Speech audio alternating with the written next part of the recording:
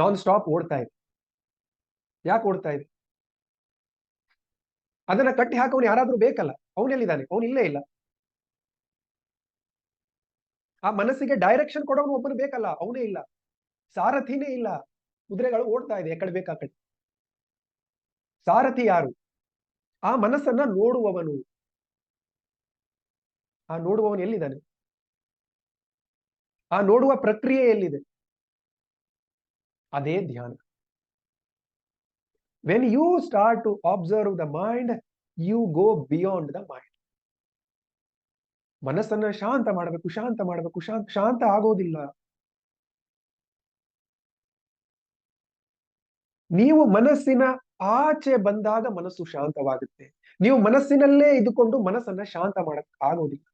ತುಂಬಾ ಜನ ಅದೇ ಕೇಳ್ತಾರೆ, ಸೊ ಮೈಂಡ್ ಅನ್ನ ಹೆಂಗ್ ಶಾಂತ ಮಾಡ? ಹೌದಲ್ವಾ? ಇದೇ ಪ್ರಶ್ನೆ ಇರುತ್ತಲ್ಲ ಎಲ್ಲರಿಗೂ. This is what is our suffering? ನಮ್ಮ ದುಃಖಗಳು ಎದುರಿದಿದೆ, ಮನಸ್ಸಿನ ದುಃಖಗಳು.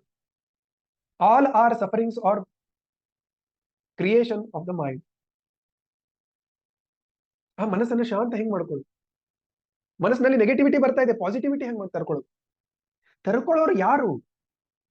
ತರ್ಕೊಳ್ಳುವ ಒಂದು ಶಕ್ತಿ ಬೇಕಲ್ಲ.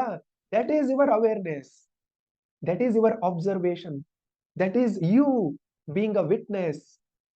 ಯಾವಾಗ ಆ ಮನಸ್ಸನ್ನ ನೀವು ನೋಡ್ಲಿಕ್ಕೆ ಶುರು ಮಾಡ್ತೀರಾ, ಮನಸ್ಸಿಗಿಂತ ನೀವು ಹೊರಗಡೆ ಬರ್ತೀರಾ, ಆವಾಗ ಮನಸ್ಸನ್ನ ನೀವು ಹೆಂಗ್ ಬೇಕಿ ಹಂಗ ಬಳಸ್ಕೊಳ್ಬಹುದು. It is a wonderful utility. ಆವಾಗ ಮನಸ್ಸು ಕಲ್ಪವೃಕ್ಷವಾಗ್ಲಿಕ್ಕೆ ಸಾಧ್ಯ. ಯಾವಾಗ ಮನಸ್ಸಿಗಿಂತ ಆಚೆ ನೀವಿದ್ದೀರಿ ಅನ್ನುವ ತಿಳುವಳಿಕೆ, ಅನುಭವ ನಿಮ್ಮಲ್ಲಿ ಪ್ರಗಾಢವಾಗ್ತಾ ಹೋಗುತ್ತೆ. ಅದು ಪ್ರಗಾಢ ಯಾವಾಗ ಆಗುತ್ತೆ? ಯಾವಾಗ ಪ್ರತಿನಿತ್ಯ ನೀವು ಕುತ್ಕೊಂಡು ಆ ಮನಸ್ಸನ್ನ ನೋಡ್ತೀರಾ. ಆ ಮನಸ್ಸಿಗಿಂತ ನಾನು ವಿಭಿನ್ನನಾಗಿದ್ದೇನೆ ಅನ್ನುವ ಅನುಭವ ನನ್ನಲ್ಲಿ ಗಟ್ಟಿ ಆಗ್ತಾ ಹೋಗುತ್ತೆ. ಆವಾಗ ಮನಸ್ಸಿಗಿಂತ ನೀವು ಬೇರೆ ಆಗ್ತೀರಿ. ನೀವೇ ಮನಸ್ಸಾಗಿ, ಮನಸ್ಸಿನಲ್ಲಿ ಒಂದು ಯೋಚನೆ ಬರುತ್ತೆ, ನೀವು ಆ ಯೋಚನೆಯಿಂದ ಕಳೆದು ಹೋಗ್ಬಿಟ್ಟಿರ್ತೀರಾ, ನಿಮ್ಮನ್ನ ನೀವು ಮರೆತು ಬಿಟ್ಟಿರ್ತೀರಾ. ಮತ್ತೊಂದು ಯೋಚನೆ ಬರುತ್ತೆ, ಅದು ಮತ್ತೊಂದ್ ಕಡೆ ತಗೊಂಡು ಹೋಗುತ್ತೆ. ಮಂಕಿ ಅಂದ್ರೆ ಅದೇ ಅಲ್ಲ. ಮಂಗ ಅಂದ್ರೆ ಏನು? ಒಂದ್ ಕಡೆ ಇರುತ್ತಾ? ಇಲ್ಲಿಂದ ಅಲ್ಲಿ, ಅಲ್ಲಿಂದ ಇಲ್ಲಿ, ಇಲ್ಲಿಂದ ಅಲ್ಲಿ, ಅಲ್ಲಿಂದ ಇಲ್ಲಿ. ಅದಕ್ಕೆ ಮನಸ್ಸನ್ನ ಮರ್ಕಟ ಅಂತ ಕರೀತಾರೆ. ಮರ್ಕಟ ಮನಸ್ಸಿನ ಒಂದು ಸ್ಥಿತಿ.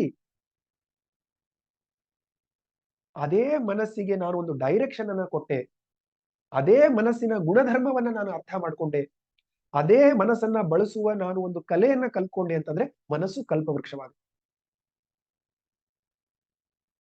ಸೊ ಧ್ಯಾನದ ಉದ್ದೇಶನೇ ಅದು. When you sit and observe the mind. ಧ್ಯಾನ ಮಾಡಿ ಅಂದ್ರೆ ಮನಸ್ಸು ಓಡ್ತಾ ಇದೆ, ಮನಸ್ಸು ಓಡ್ತಾ ಇದೆ ಅಂತಾನೆ ಧ್ಯಾನ ಮಾಡೋದು. ತುಂಬಾ ಜನಕ್ಕೆ ಧ್ಯಾನ ಮಾಡಿ ಅಂತ ಹೇಳಿದ್ರೆ ಸರ್ ಮನಸ್ಸು ಓಡ್ತಾ ಇದೆ, ಆ ಓಡೋದನ್ನ ನೋಡ್ಲಿಕ್ಕೆ ಧ್ಯಾನ ಮಾಡೋದು. ಆ ಓಡೋದನ್ನ ನೋಡ್ಬೇಕು ಅಂದ್ರೆ ನೀವು ಸ್ಥಿರ ಆಗ್ಬೇಕಲ್ಲ. ನೀವು ಅದ್ರ ಜೊತೆ ಓಡಿದಾಗ ಅದನ್ನ ನೋಡ್ಲಿಕ್ಕೆ ಆಗಲ್ಲ. ಹಾ, ಮನಸ್ಸು ಓಡ್ತಾ ಇದೆ, ಪರವಾಗಿಲ್ಲ, ನಾನು ಕುತ್ಕೊಳ್ತೇನೆ ಅನ್ನುವ ಸಂಕಲ್ಪ ಮಾಡಬೇಕು, ಅನ್ನುವ ಧೈರ್ಯ ಮಾಡಬೇಕು, ಅಂತ ಕುತ್ಕೊಳ್ಬೇಕು. ಆ ಮನಸ್ಸು ಕಂಟಿನ್ಯೂಸ್ ಆಗಿ ಓಡ್ತಾ ಇದ್ದಾಗ ನಿಮ್ಮ ದೇಹದಲ್ಲಿಯೂ ಕೂಡ ತುಂಬಾ ಸಮಸ್ಯೆಗಳನ್ನ ಅದು ಕ್ರಿಯೇಟ್ ಮಾಡುತ್ತೆ. If you allow it to jump like anything. ಯಾಕಂದ್ರೆ ನಿಮ್ಮ ದೇಹ, ನಿಮ್ಮ ಮನಸ್ಸು, ದೇ ಆರ್ ಡೀಪ್ಲಿ ಕನೆಕ್ಟೆಡ್. ದೇಹ ಮನಸ್ಸು ಬೇರೆ ಬೇರೆ ಇಲ್ಲ, they are so deeply connected. ಮನಸ್ಸಿನಲ್ಲಿ ಇಷ್ಟು ಸತತವಾಗಿ, ಈಗ ನೋಡಿ, ಯಾವಾಗ ನೀವು ಮನಸ್ಸನ್ನ ನೋಡ್ಲಿಕ್ಕೆ ಶುರು ಮಾಡಿದ್ರಿ, ಯೋಚನೆಗಳು ನಿಧಾನಕ್ಕೆ ತಾನಾಗಿಯೇ ಕಡಿಮೆ ಆಗುತ್ತೆ, ಮನಸ್ಸು ನಿಧಾನಕ್ಕೆ ಶಾಂತವಾಗುತ್ತೆ. ಆಯ್ತಾ ಇಲ್ವಾ?